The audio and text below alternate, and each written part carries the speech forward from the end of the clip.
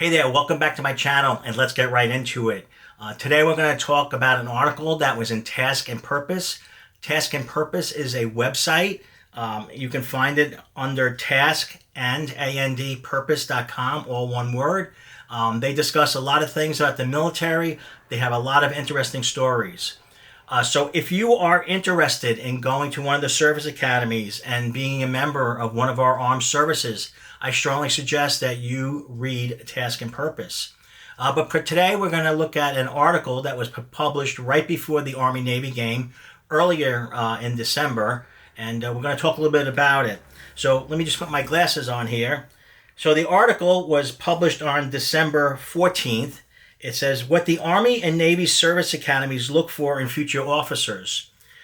Well, I read the article, and the article does not quite match what the title is, but I think what's in the article is still very useful and very interesting. So at the Army-Navy game, or before the Army-Navy game, Task and Purpose interviewed the Superintendent of the United States Naval Academy and the Superintendent of the United States Military Academy.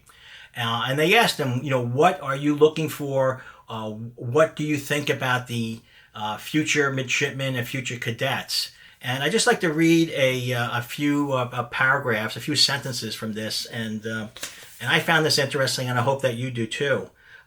So the first one was from the Superintendent Naval Academy. It's Vice Admiral Yvette Davids. She is the current superintendent. And she said, individuals coming in are a lot more worldly. They are more connected, and they understand that this is a big world, but how do they fit into this world? It's intriguing to them. Well, I thought that was a kind of interesting statement. And, one of the things that I really have not talked about on this channel is your worldview and what your worldview should be as you go into your nomination interviews and your appointment interviews. Yes, you really should have a worldview, and you really should know what's going on, and you really should know how the United States fits into that worldview and how your military branch is interacting with that worldview.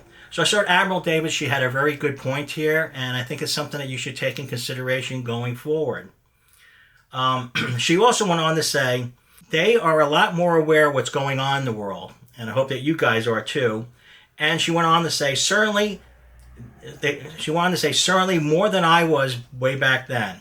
And she goes, it's essential, as it's essential for a future officer. So Admiral Davids is really keyed in on where her midshipmen are going, how they're going to fit into the fleet, how the Marines are going to fit into the battalions, and what's going to be their life after graduation from Annapolis.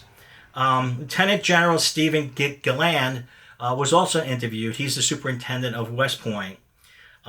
He had a much different quote than Admiral Davids, and the general said, culturally, from a physical perspective, their desire to increase their physical fitness is so much higher than it ever was.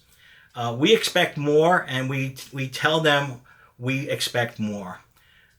So a totally different thing from the Naval Academy. The Naval Academy is looking for people with a worldview. The United States Military Academy is looking for people that are physical fit, and I'm sure they're looking for people with a worldview too, so no nasty comments below.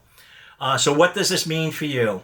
Well, I think if you take these two comments, one from the Admiral and one from the General, and you put them together, it tells you that you should know what's going on in the world. You should have an opinion about it. You should know how it affects the branch of service that you are interested in going in.